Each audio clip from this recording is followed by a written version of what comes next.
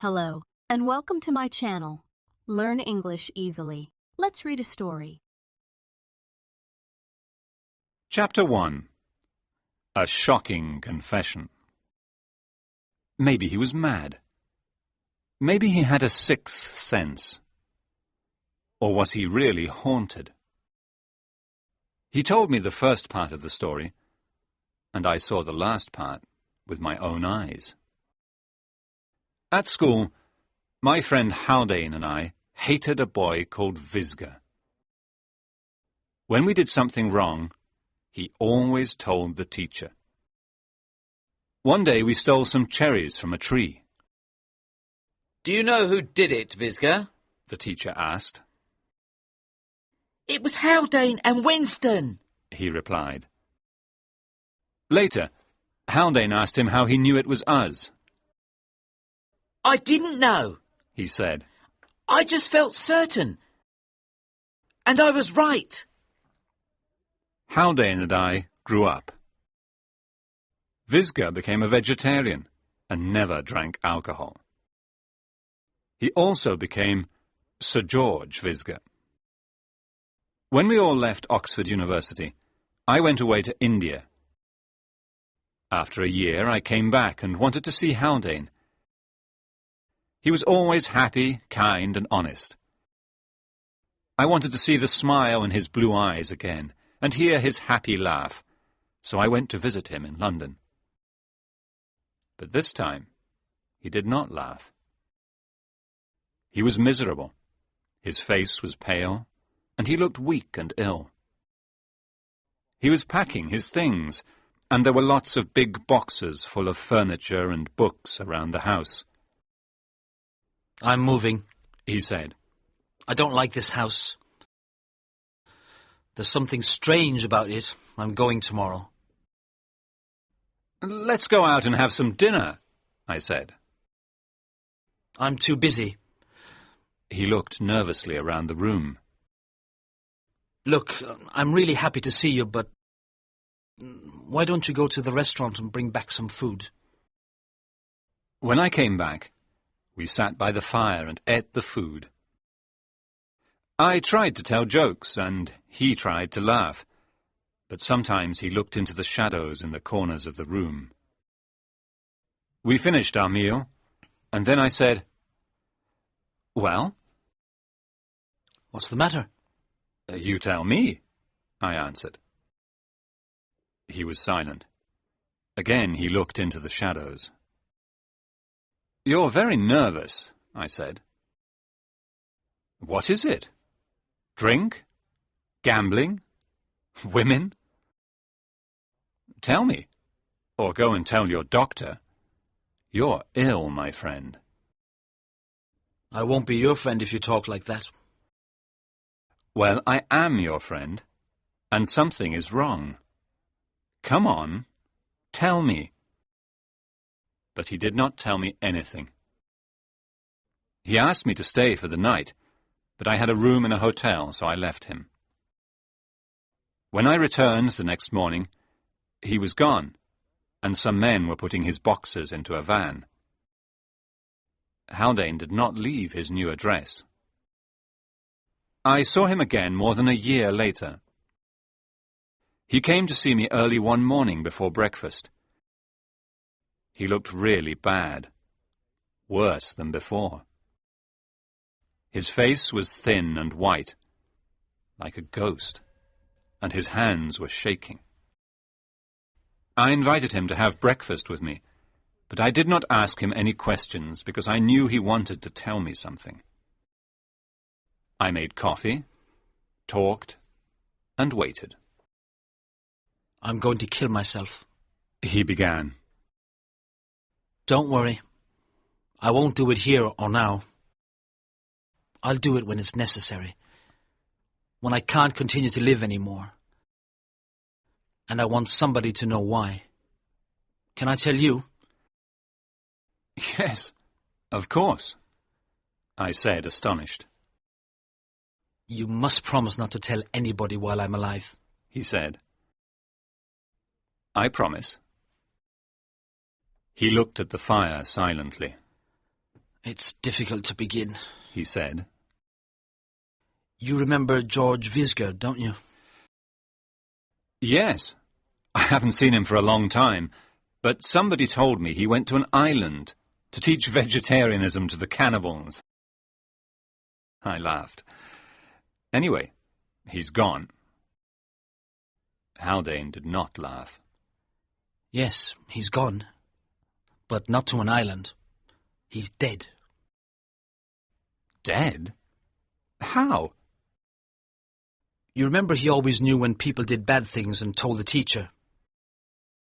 Well, he told a girl some bad things about me. I loved her, but she left me. Then she died suddenly. Oh, it was terrible. When I went to the funeral, he was there.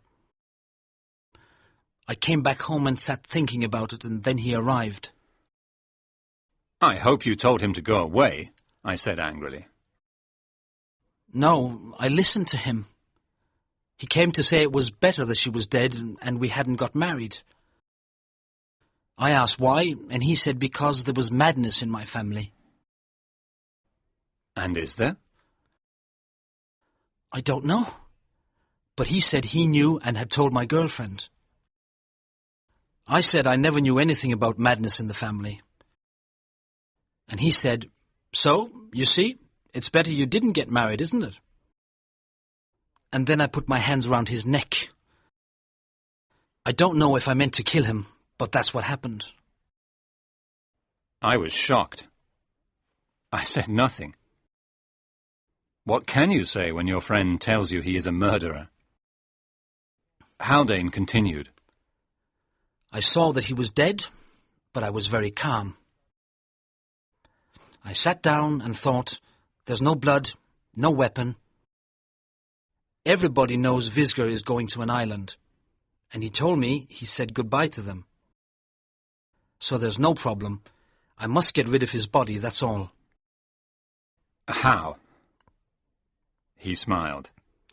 No, I won't tell you. You promised not to tell anybody, but maybe you'll talk in your sleep or when you have a fever one day. I'll be safe if you don't know where the body is. Do you see? I was sorry for my friend, but I could not believe he was a murderer. I said, yes, I see. Look, let's go away together. Let's travel and see the world and forget about Visger. He looked very happy.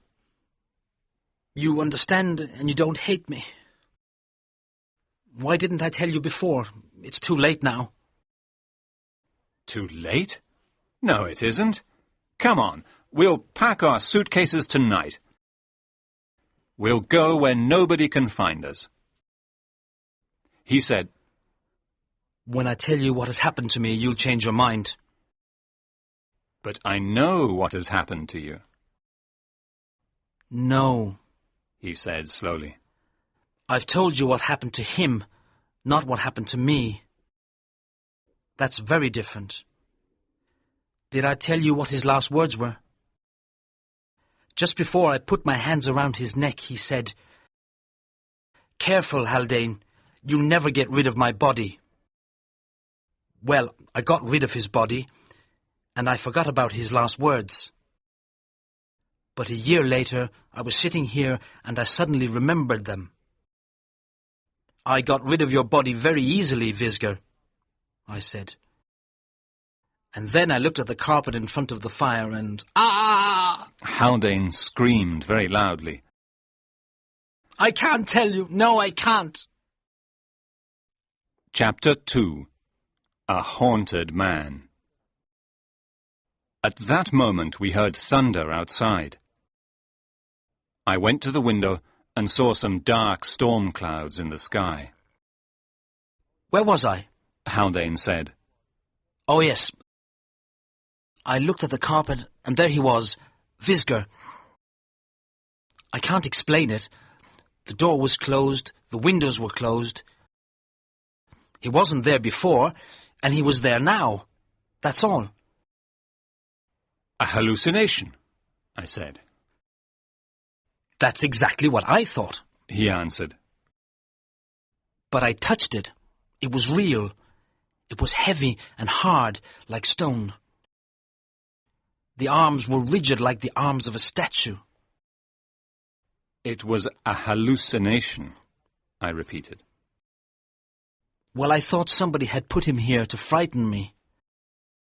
So I went to the place where I had hidden him, and he was there, just as he was a year before. My dear Haldane, I said, this is very funny. You might think it's funny, but when I wake up in the night and think of it, it isn't funny at all. I don't want to die in the dark, Winston. That's why I think I'll kill myself, so I'm sure that I won't die in the dark. Is that all?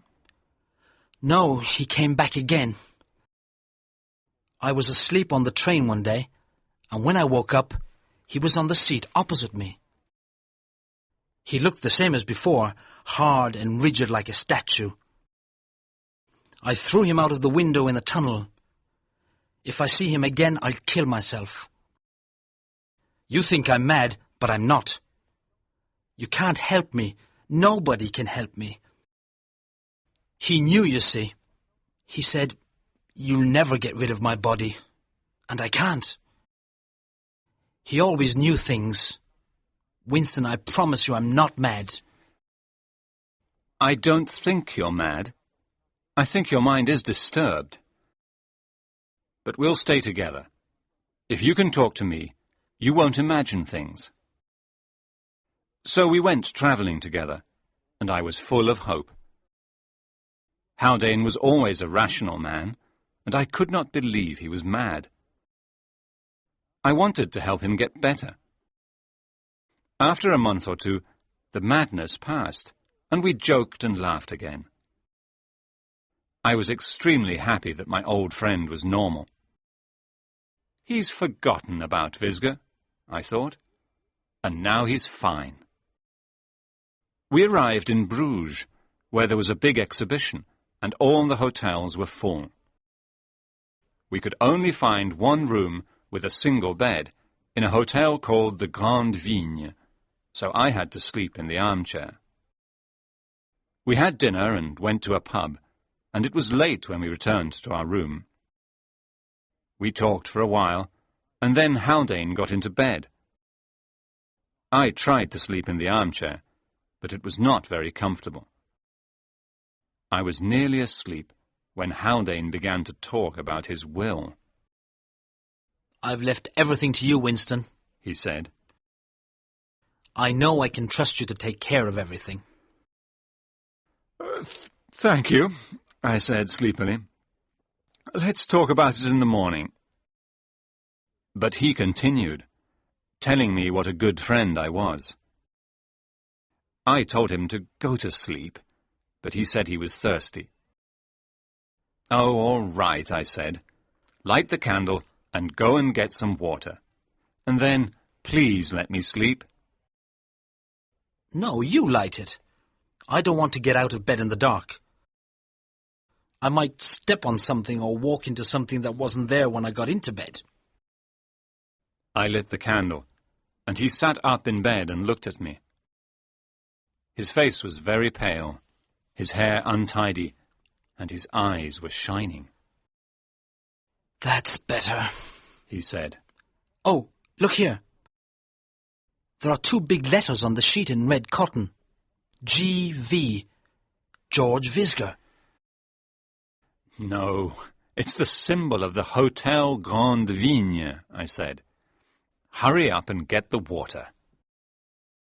"Please come with me, Winston." I'll go down by myself. And I went to the door with the candle in my hand. He jumped off the bed in a second. "No, I don't want to stay alone in the dark," he said, like a frightened child. I tried to make a joke of it, but I was very disappointed. It was clear to me that all my time spent trying to help him had been wasted, and that he was not better after all.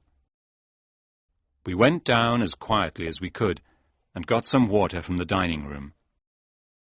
Haldane took the candle from me and went very slowly back towards our room. He looked round very carefully. I knew what he was looking for, and I became angry and nervous. When we entered the room, I almost expected to see something on the carpet, but of course there was nothing. I put out the candle, pulled the blankets around me, and tried to get comfortable in my chair so I could sleep again. You've got all the blankets, Haldane said. No, I haven't. Only the ones I had before. Well, I can't find mine. I'm so cold. Light the candle. Quick, light it. There's something horrible. But I could not find the matches. Light the candle, He shouted. If you don't, he'll come to me. He'll come in the dark. I can't die in the dark. Please, Winston, light the candle. I am lighting it, I said angrily. But in the dark I was trying to find the matches with my hands, on the shelf, the table. I could not remember where I had put them. You're not going to die. It's all right. I'll get the matches in a second. It's cold, it's cold, it's cold, he said, like that, 3 times. And then he screamed loudly, like a child or like a rabbit attacked by dogs. What is it? I cried. There was silence. Then, very slowly, It's Visga, he said, and his voice seemed strange and distant. Of course it isn't. My hand found the matches as I spoke. He's here, He screamed. here next to me in the bed. I lit the candle. I ran to the bed. He was lying on the edge of the bed. Next to him was a dead man, white and cold. Haldane had died in the dark. There was a simple explanation. Haldane and I were in the wrong room, the dead man's room. His name was Félix Leblanc, and he had died from a heart attack earlier that day. I found out more information in England. The police found the body of a man with a bottle of poison in his hand in a railway tunnel. His name was Simmons, and he had drunk poison in Haldane's carriage because he was depressed. Haldane had thrown his body out of the window. Haldane left me all his possessions in his will. I asked a police inspector to be with me when I opened the boxes he had left me. Inside one were the bodies of 2 men. One man was identified later. He was a salesman who had died of epilepsy. The other body was Visga's. I leave it to you to explain the events in this story. I cannot find an explanation that satisfies me. Thanks for watching. If you like the video, please don't forget to like it. You can subscribe and turn on notifications for more videos like this.